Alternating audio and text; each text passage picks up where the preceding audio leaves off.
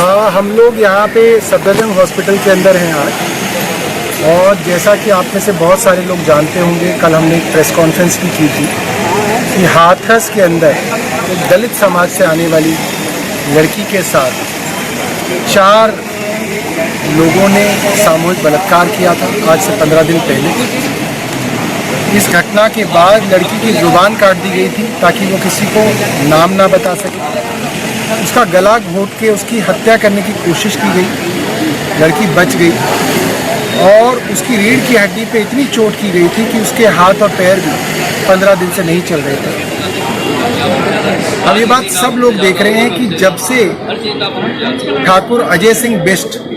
उत्तर प्रदेश के मुख्यमंत्री बने हैं, ज़्यादातर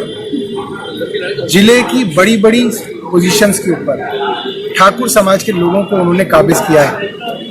जिसकी वजह से ऐसा वर्ग ठाकुर समाज के अंदर जो हिस्सा होगा, जो आपराधिक छवि का रहा होगा,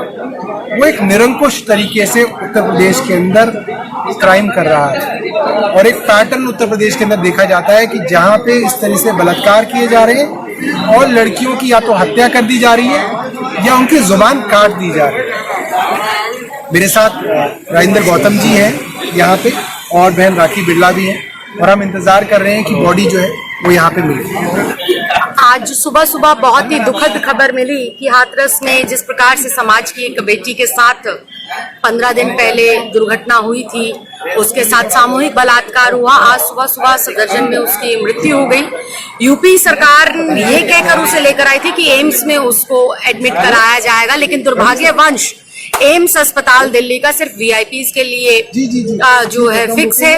सफदरजंग अस्पताल में उसे लाया गया, और डॉक्टर से जब हमारी बात हुई तो डॉक्टर्स ने कहा कि अगर ये बच्ची एक हफ्ता पहले या कुछ समय पहले हमारे पास आती तो शायद हम इसकी जान बचा सकते थे। इस पूरे घटनाक्रम से मुझे एक बात समझ आती है कि योगी सरकार नहीं चाहती थी कि ये बच्ची बचे। योगी सरकार नहीं चाहती थी कि ये बच्ची अपना बयान दे पाए, और जो ठाकुर अपराधी जो इसमें अपराध में लिप्त हैं, जो बलात्कारी लोग हैं, वो कहे जा रहे हैं कि ठाकुर समाज से, और उनको सजा दिलाई जाए। मैं आज इस घटनाक्रम से बहुत आहत होकर, दुखी होकर सिर्फ और सिर्फ एक ही मांग करती हूँ कि योगी सरकार को तुरंत जो है बर्खास्त कर देना चाहिए, योगी जी का इस्तीफा लेना चाहिए, और यूपी के अंदर तुरंत राष्ट्रपति शासन लगाते हुए हाथरस के इस पीड़ित परिवार को 1 करोड़ रुपए का मुआवजा मिलना चाहिए और सुरक्षा मिलनी चाहिए, ताकि ये बीजेपी शासित जो गुंडे हैं, जिस तरह से सेंगर ने पीड़ित परिवार को पूरा खत्म कर दिया था, उस तरीके से कम हाथरस का ये परिवार जो है अपनी जान और माल की सुरक्षा कर पाए। इसके लिए इनको सुरक्षा दी जानी चाहिए, और यूपी के अंदर तुरंत प्रभाव से राष्ट्रपति शासन लगाकर इस गुंडा राज को खत्म करना चाहिए। और जब से पीड़िता के पिताजी से और भाई से बात हुई है तो मन और ज्यादा दुखी है, क्योंकि वो एक तरफ तो उनकी बेटी के साथ इतना दर्दनाक हादसा हुआ, उसकी जान चली गई, और दूसरी तरफ उनको थ्रेटनिंग की जा रही है। उनको ये डर है कि कहीं उनके साथ भी उसी तरह की घटना ना हो जाए जो सेंगर वाले केस में जो पीड़िता के परिवार के साथ हुआ। हम लोग देख रहे हैं लगातार यूपी के अंदर दलितों के साथ, ओबीसी के साथ, ब्राह्मण समाज के साथ, सबके साथ एक एक करके जुल्म हो रहा है। सबकी हत्याएं हो रही हैं, घर जलाए जा रहे हैं, बेटियों के साथ बलात्कार किए जा रहे हैं, और बलात्कार करने वाले जो दोषी हैं उनके हौसले बुलंद हैं। यहाँ तक कि एक इंस्पेक्टर का मर्डर कर दिया गया, और मर्डर करने वाले को वहाँ जो सत्ता में सरकार है वो उस व्यक्ति को अपने